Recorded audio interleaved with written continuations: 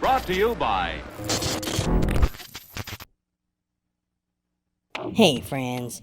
Can we agree that the situation that we're in right now is kind of bullshit? We're locking ourselves inside, losing our minds over the threat of something that we can't hope to fight. We feel like death is coming in all around us, and there is no escape. It's sort of like being on a plane when you know it's gonna crash.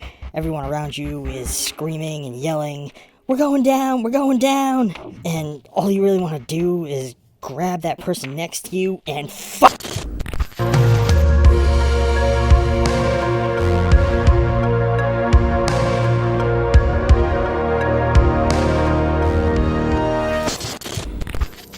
Friends, I'm sorry, but I haven't left here in weeks. I haven't seen another face or felt the presence of another person in so long. I feel like I'm beginning to forget my friends' faces and what the world even looks like outside these walls that I've been reduced to climbing in a mad effort to maintain what little sanity these tapes have left me with. I can feel my creativity slipping. I think I've begun to lose my grasp. It's like I'm developing cabin fever. Well, friends, what better time than now, as we suffer through the descending madness of isolation, to delve into Eli Roth's genre-bending backwoods tale of terror, joining Jeff, Karen, Paul, Marcy, and Brett on a vacation deep into the mountains. A last hurrah after college. With the top down and music up, they drive to a remote cabin to enjoy their last days of decadence before entering the working world. Then somebody gets sick. Karen's skin starts to bubble and burn as something grows inside of her, tunneling beneath her flesh. The group is so repulsed, shocked, and sickened watching their friend deteriorate before their eyes, they lock her in a shed to avoid infection. As they debate about how to save her, they begin to look at each other and realize that any one of them could also have it. What soon began as a struggle against the disease turns into a battle against friends, as the fear of contagion drives them to turn on each other. The kids confront the terror of having to kill anyone who comes near them, even if it's their closest friends. The survivors have to find help before they are killed by the virus or by the local lynch mob out to destroy anyone who may have come in contact with it. If you've ever seen interviews or discussions of any kind with director Eli Roth, then you probably have a pretty good sense of his general character and personality. He tends to aim for the more inappropriate and the obscure, making him highly entertaining to watch and listen to most of the time. I mention this because it seems like for this project, his goal was to incorporate as much of his own personality as he possibly could, which is a good thing for a filmmaker who is still in his early stages of his career, at least at the time this was made. This isn't the type of film where you can find yourself relating heavily to the central characters, because in one way or another, they are all kind of dicks. And we can see this from the ways that they all talk and act towards each other, as well as everyone that they come in contact with. Down to elements of their attire, such as Bert's t-shirt that reads "Ripe" on 6/13/04, which was the date that the Olsen twins turned 18. However, this isn't a bad thing by any means, and it's actually something that I feel people tend to overlook about this experience. By making these characters mostly unlikable in some way, Roth allows us to relish in watching as they are pitted against all odds. With their car broken down, leaving them stranded in a cabin that has no line of communication with the outside world, a flesh-eating virus slowly infecting each of them, and a small town and its inhabitants attempting to eliminate them to contain the spread of this disease. He creates a unique scenario by embracing the fact that we all go to these types of movies to watch a bunch of teens die in grotesque ways, and delivering a different kind of showcase for it that we haven't quite seen before. If nothing else, you have to give Roth points for originality.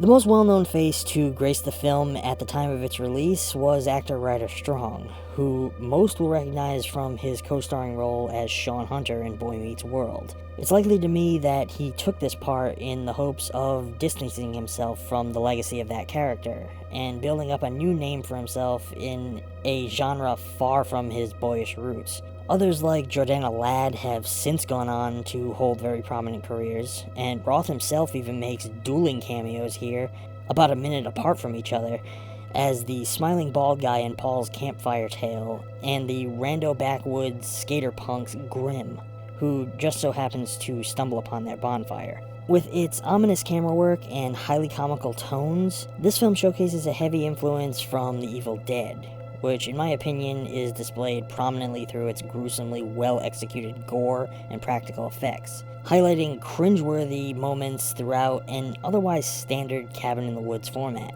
From what I have heard, Roth even made the entire cast watch Evil Dead before production began, and it even became a sort of mantra on set that whenever someone complained, they would just bring up Bruce Campbell and what they must have gone through to make Evil Dead, and apparently it shut everyone up.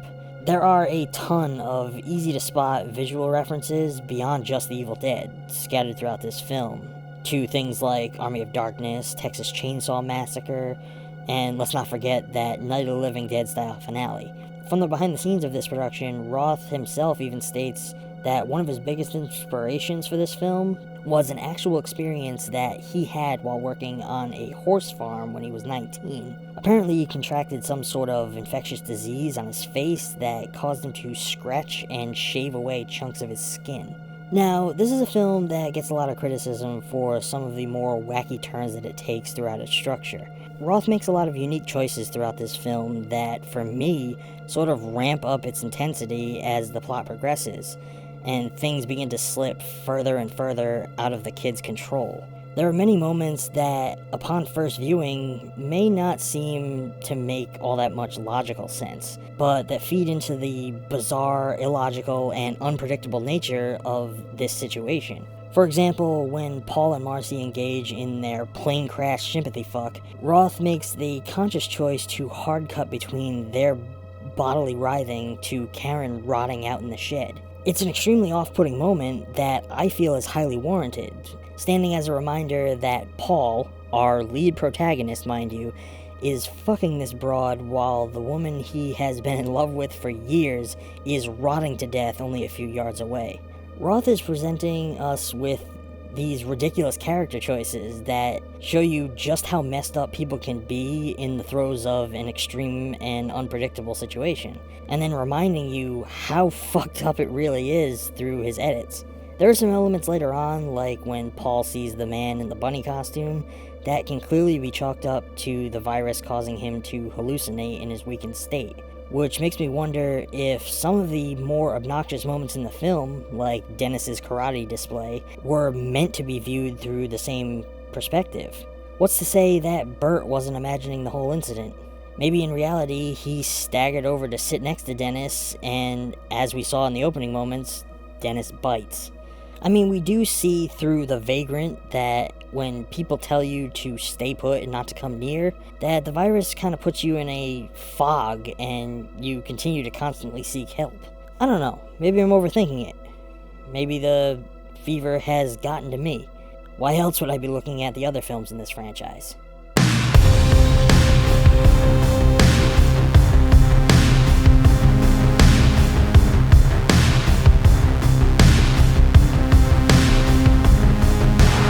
Hey friends, thank you so much for watching. If you enjoyed today's video and you would like to see more like it, please consider supporting ETF on Patreon, where every pledge is put right back into this channel to help make new content for your enjoyment. But that's gonna be all for now. Until next time, stay safe and keep embracing film.